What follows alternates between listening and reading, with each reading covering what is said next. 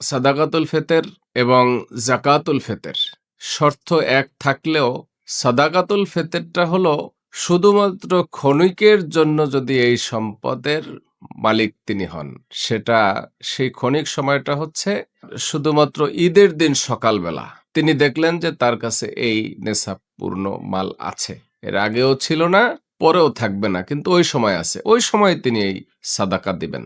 এইটা হলো সাদাকাতুল ফিতর। তো প্রত্যেক মুসলিম নর নারী তাদের উপরে সাদাকাতুল ফিতর ওয়াজিব।